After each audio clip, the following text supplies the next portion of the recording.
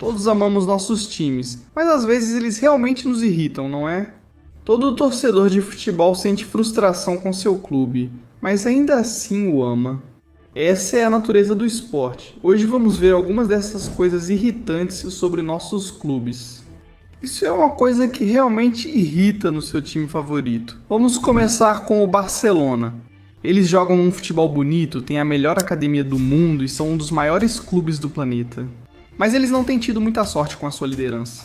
Por muitos anos, o Barcelona foi atormentado por presidentes ruins, corruptos ou dóceis, e isso os colocou em situações muito feias. José Maria Bartomeu foi corrupto. Ele supostamente desviou fundos e administrou mal as finanças do clube, e eles ainda estão sofrendo as consequências disso até hoje. Joan Gaspart deixou o Barcelona a 2 pontos do rebaixamento em 2003 e ele mesmo admitiu que foi um presidente ruim para o clube. Antes disso, José Luiz Nunes foi ótimo, mas ele poderia ter lidado melhor com os jogadores superestrelas. Foi principalmente por causa dele que o Barcelona perdeu Maradona, Ronaldo, Stoichkov e Figo. Eles deveriam ter permanecido mais tempo no Barcelona e certamente teriam ajudado muito o clube. Todos tiveram passagens breves por causa do presidente. No momento, Joan Laporta não está mal, mas os torcedores do Barcelona não esqueceram todas as promessas que ele fez sobre manter o Messi, para vencer a eleição, só para depois fazer o contrário quando assumiu o cargo. Ele também deixa o ego atrapalhar muitas vezes. E vimos isso na demissão de Xavi e em como ele continua falando sobre Messi e um possível retorno. Se o Barcelona tivesse presidentes melhores, seria um clube ainda maior hoje. Agora, do outro lado da rivalidade do clássico, tem uma coisa que é muito ruim no Real Madrid neste momento. Consegue adivinhar o que é? Comente e logo saberemos se acertou. Agora vamos falar sobre o Chelsea. Uma coisa realmente ruim neles é o estádio. Para um clube desse porte, Stamford Bridge é pequeno e tem capacidade bem menor que outros clubes europeus de mesmo status. Isso costuma gerar problemas na disponibilidade de ingressos e na atmosfera do estádio. Abramovich pretendia investir $1 bilhão na reforma do estádio, mas o projeto foi abandonado. Bowley e Clear Lake também sugeriram uma reforma, mas já se passaram 3 anos e nada aconteceu até agora. Stamford Bridge não tem áreas seguras para torcedores em pé nem setores modernos para os torcedores, então isso afeta o clima durante os jogos.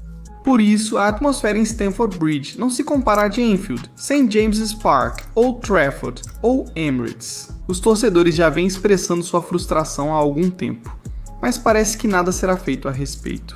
E isso é péssimo agora. Enquanto o estádio do Chelsea é ruim junto com o do Manchester United, não é só o estádio, é tudo relacionado às instalações do clube. O teto do estádio tem goteiras, as instalações de treinamento estão ultrapassadas, a infraestrutura está envelhecida, os corredores são ruins, os banheiros, corrimãos, assentos e pisos são todos antigos, e tudo isso afeta a experiência dos torcedores. Cristiano Ronaldo falou sobre isso em sua entrevista de 2022 com Piers Morgan.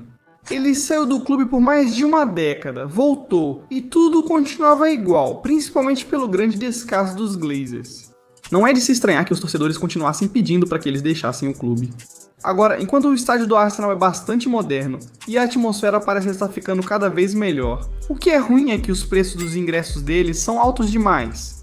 Ingressos de temporada do Arsenal custam cerca de $1.000 do Manchester United, menos de 600 libras, e do Liverpool cerca de 700 libras. Comparando com clubes da Espanha ou Alemanha, a diferença cresce ainda mais.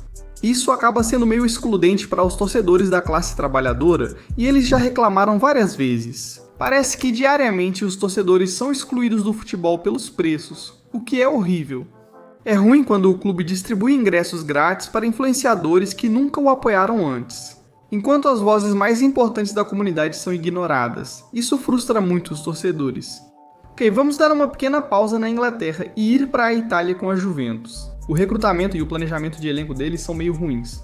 Muitas vezes parece que eles não têm visão nas contratações, simplesmente vão lá e contratam qualquer um, e isso geralmente não dá certo. Arthur Melo, Douglas Luiz, Di Maria, Dusan Vlahovic, Denis Zakaria, Matthijs de Ligt, Aaron Ramsey.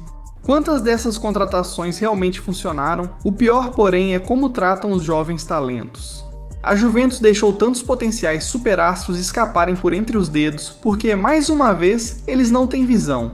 A Juventus realmente tinha Christian Romero, Dean Housen, Federico Chiesa, Moise Kean, Matias Soulé, Dejan Kulusevski e mais alguns jogadores em seu elenco. Em algum momento, mas deixaram todos eles irem embora. Para um grande clube, isso é péssimo. Isso deixa os torcedores um pouco pessimistas sobre o futuro de Kenan Yıldız e Francisco Conceição no clube.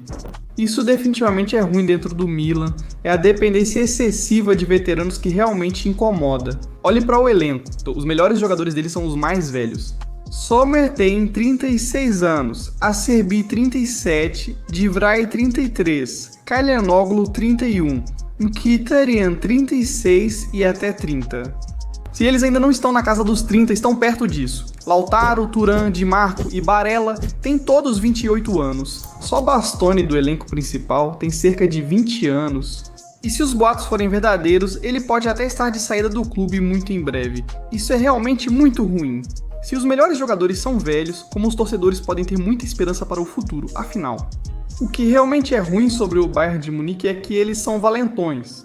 Eles intimidam todo mundo na Bundesliga alemã, comprando seus melhores jogadores e até treinadores, garantindo que mantenham um monopólio completo da liga. Não precisamos citar nomes, mas é sabido que o Bayern de Munique contrata os principais talentos da liga alemã há anos. E pode ser agradável para os torcedores deles, mas sendo honestos, isso é ruim de modo geral. No começo do vídeo, pedimos para adivinhar o que realmente é ruim sobre o Real Madrid. Sabemos que vocês comentaram várias coisas, mas para nós, o pior são os egos no clube. O Real Madrid é um dos maiores clubes do futebol mundial. Eles têm um presidente visionário, uma mentalidade vencedora e uma história rica, mas a abundância de egos no vestiário às vezes estraga as coisas. No momento, há relatos de que Vini quer o melhor contrato da história do clube, no mesmo nível de Cristiano Ronaldo. Se não conseguir, ele não vai renovar. Na última temporada, Mbappé e Vini frequentemente se consideravam grandes demais para ajudar na defesa. Bellingham está atualmente sendo criticado pela mídia inglesa por problemas relacionados ao ego.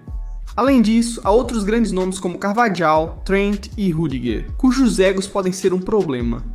E até agora não parece que o treinador tenha ajudado muito. O Real Madrid sempre teve grandes nomes e egos, mas ultimamente contou com treinadores que souberam lidar com isso. Carlo Ancelotti sabia lidar com grandes egos, assim como Zidane. Mas neste momento parece que Alonso não tem esse talento, e sendo um treinador jovem, isso não é muito surpreendente. O próprio Alonso tem um ego e é um pouco teimoso e preso aos seus próprios métodos.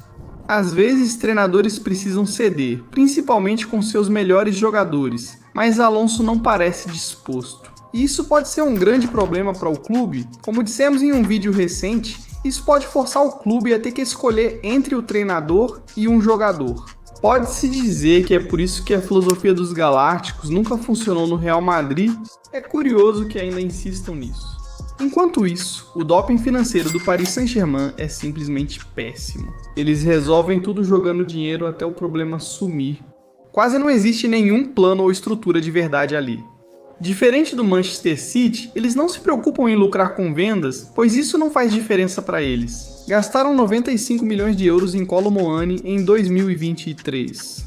2 anos depois, venderam-no e gastaram 70 milhões de euros em Variclia e 65 milhões em Gonçalo Ramos. Fique tranquilo, Dembélé pode ficar no banco pelos 50 milhões de euros. Eles poderiam ter ganhado algum dinheiro com a saída de Mbappé, mas decidiram perdê-lo de graça, porque dinheiro nunca é um problema para eles. Sinceramente, isso é muito ruim com o Tottenham. O que pega mesmo é a falta de visão. O clube não tem identidade ou um estilo de jogo distinto há anos. A contratação de jogadores não parece ser coordenada, e até a escolha dos treinadores parece aleatória. Lembra quando Mourinho foi demitido dias antes de uma final que poderia ter encerrado o jejum de títulos e depois Ange Postecoglou foi demitido após realmente acabar com esse jejum? E então foi substituído por um treinador com mentalidade defensiva, cujo maior feito foi tirar o clube do rebaixamento.